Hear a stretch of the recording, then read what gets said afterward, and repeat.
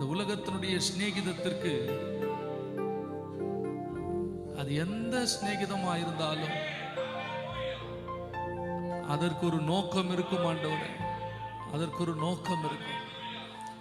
ஆனால் நோக்கமில்லாத சிநேகம், அநாதி சிநேகம், கணவனா இருந்தாலும் மனைவியா இருந்தாலும் பிள்ளைகளா இருந்தாலும் உறவினர்களா இருந்தாலும் நண்பர்களா இருந்தாலும் உலகத்திலே சிநேகத்திற்கு ஒரு காரணம் உண்டு.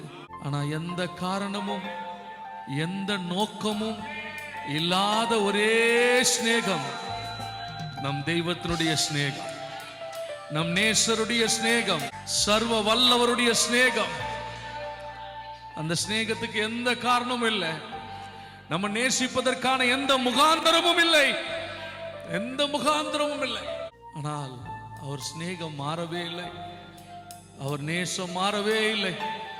காலங்கள் கடந்தாலும் நாட்கள் மாறினாலும் நாம் மாறினாலும் அவர் நம்மேல் வைத்த சிநேகம், அவர் நம்மேல் வைத்த நேசம் இன்று வரை மாறவே இல்லை.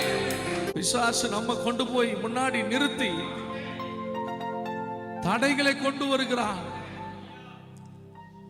ஆனாலும் கர்த்தர் செய்ய நினைத்தது ஒரு நாளும் தடைபடவில்லை, ஒரு நாளும் தடைபடவில்லை.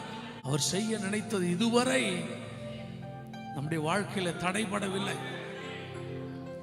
ஒவ்வொன்றையும் நேர்த்தியாய், ஒவ்வொன்றை காலத்தோடு திட்டத்தோடு அதின் காலத்திலே கர்த்தர் நேர்த்தியாய் செய்து கொண்டு வருகிறார்.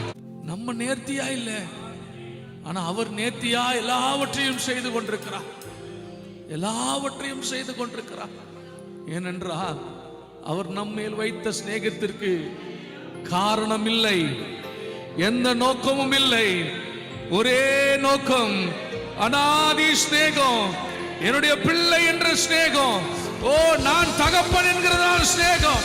நம்மை தாயின் கரு உருவாகும் முன்னே எப்படி நம்மை நேசித்து இந்த பூமியிலே நம்மை கொண்டு வந்தாரோ அதே நேசத்தோடு பாசத்தோடு இதுவரை நம்மை நடத்தி கொண்டு வருகிறார். ஹல்லேலூயா.